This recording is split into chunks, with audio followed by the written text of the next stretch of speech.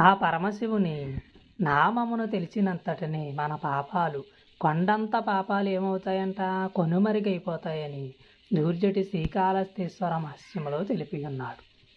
గుణనిధి ఎన్నో పాపములు చేశాడు. తల్లిదండ్రుల్ని బాధపెట్టాడు, కుటుంబాన్ని బాధపెట్టాడు, లోకములో జోదములాడాడు, అందరి చేత దూషించబడ్డాడు.